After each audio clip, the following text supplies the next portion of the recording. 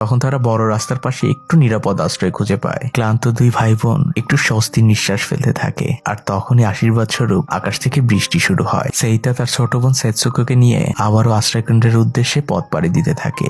এক দীর্ঘ পথ পাড়ি দিয়ে তারা অবশেষে সেই আশ্রয়কেন্দ্রে এসে পৌঁছায়। ভিড়ের মধ্যে থেকে সেইতাদের এক পরিচিত আন্টি এসে সেইতাকে বলে, আমি তোমাকেই খুঁজছিলাম, তোমাদের মা বোমার আঘাতে অনেক আহত হয়ে গিয়েছে, তুমি দ্রুত তোমার মায়ের সাথে দেখা করো, আমি তোমার ছোট বোন সেতসুকোকে রাখছি। এ কথা শোনা মাত্রই সেইতা দ্রুত আশ্রয়কেন্দ্রের ভিতরে দৌড় দেয় তার মাকে দেখার জন্য।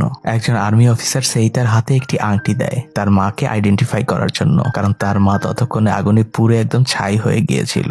যে মা কিছুক্ষণ আগেও জীবিত ছিল, তাদেরকে বিদায় বলে এখানে এসেছিল, সেই মায়ের নিষ্প্রাণ দেহ দেখে সেইতা কি করবে সে নিজেও বুঝে উঠতে পারে না। সে চুপচাপ বাইরে চলে আসে, কাউকে কিছু বলে না, কারণ সে যখন তার ছোট বোনের মুখটি দেখে তখন তার চোখের পানিও শুকিয়ে যায়, কারণ এই বাচ্চা মেয়েটির সেইতা ছাড়া আর পৃথিবীতে কেউই নেই এখন আর।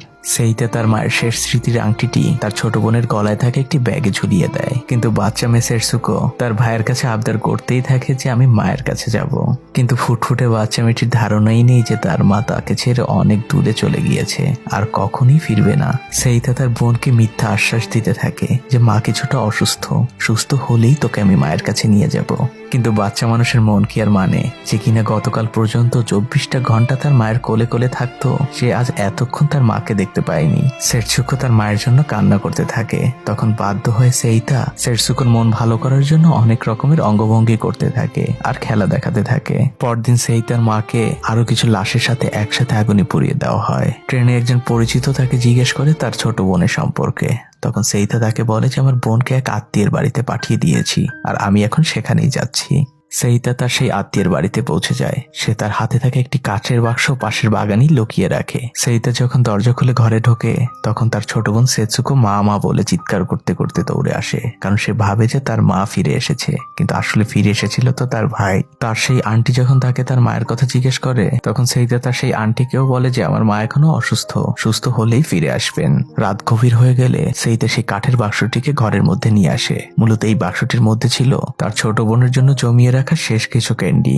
পরদিন সকালে সেইতা চলে যায় তার সেই বাড়িতে, যেটা এখন প্রায় ধ্বংসপ্রাপ্ত।